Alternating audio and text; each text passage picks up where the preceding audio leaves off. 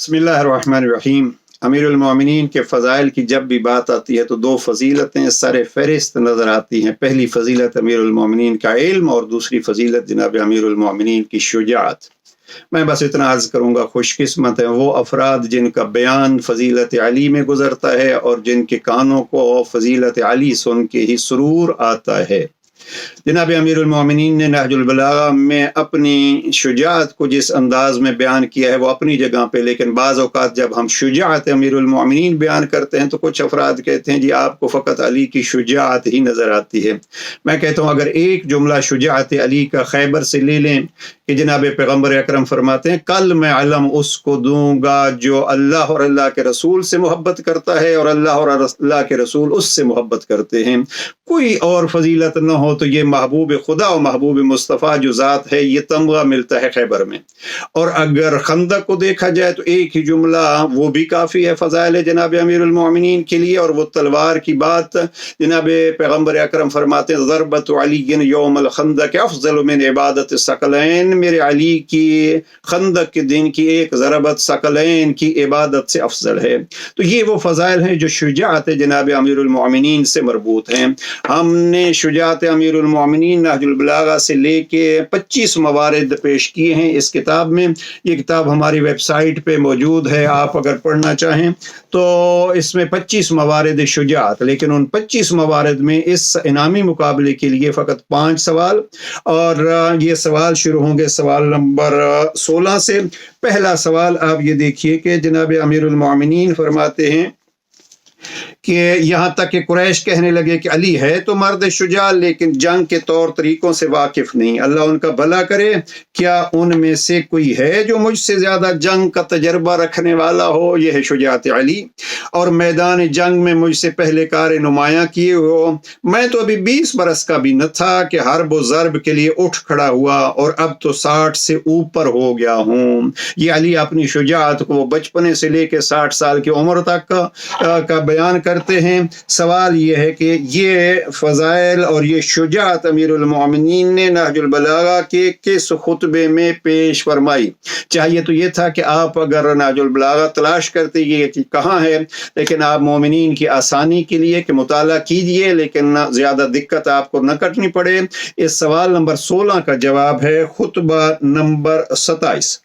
सवाल नंबर 17 आपकी खिदमत में पेश करते हैं, और सवाल नंबर 17 ये है कि जनाब अमीरुल मोमिनीन शुजाअत जब बयान करते हैं तो उसकी वजह भी बयान करते हैं। और इमाम फरमाते हैं तुम लोगों का ये कहना कि पास पेश किया इसलिए कि मैं मौत को नाखुश जानता हूँ और इससे भागता हूँ, तो खुदा की कसम मुझे ज़रा परवाह नहीं कि मैं मौत की तरफ बढ़ूँ या मौत मेरी तरफ बढ़े।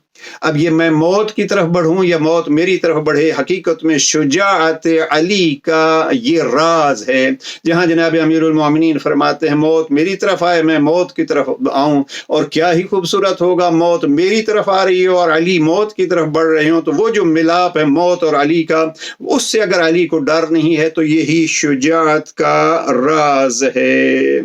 तो अब देखना यह है कि आप इस फजीलत को पढ़िए किस खुतबे में जनाब अमीर इस्लाम ने इस जुमले को इरशाद फरमाया है। ये खुतबा नंबर 55 है।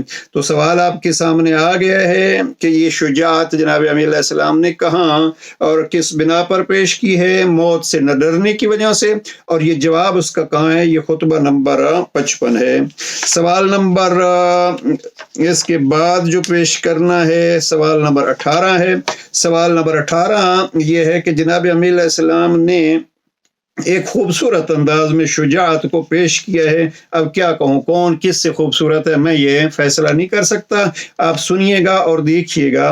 जनाब अमीर इस्लाम की शुजाअत का ये नमूना पेश कर रहा हूँ और आपको ये बतलाना होगा कि ये कहाँ इमाम ने बयान फरमाया है। इमाम फरमाते हैं हाकिम शाम को मुखातिब हो के तुमने मुझे जंग के लिए ललकारा है तो ऐसा करो कि लोगों को एक तरफ कर दो और ख़ुद मेरे मुकाबले में बाहर निकल आओ। ये जुमला मुझे इतना पसंद ہے کہ میں نے اس کو اپنی مجالس میں سینکڑوں دفعہ پڑھا ہے۔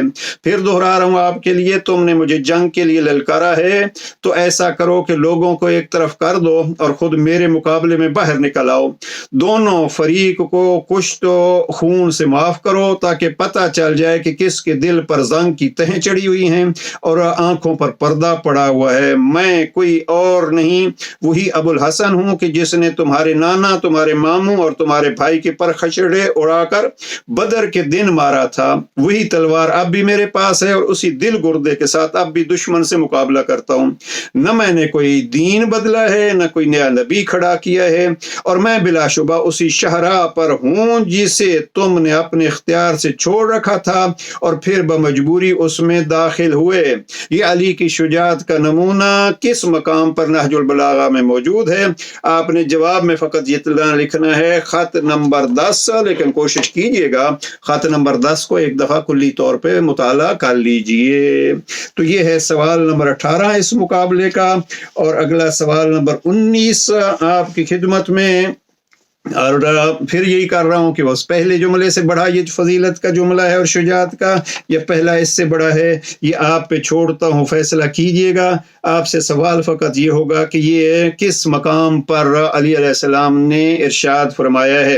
امام فرماتے ہیں بخدا اگر میں تنہا ان سے مقابلہ کے لیے نکلوں اور زمین کی ساری وسعتیں ان سے چھلک رہی ہوں، جب بھی میں پرواہ نہ کروں اور نہ پریشان ہوں، ساری زمین دشمن علی سے، لیکن علی کو کوئی پرواہ نہیں ہوگی۔ یہ ہے شجاعت علی۔ کہاں یہ جناب امیر علیہ السلام نے بیان فرمائی؟ سوال نمبر 19 کا جواب ہے خط نمبر 62۔ یہ حکم شام کے لیے امام نے خط لکھا۔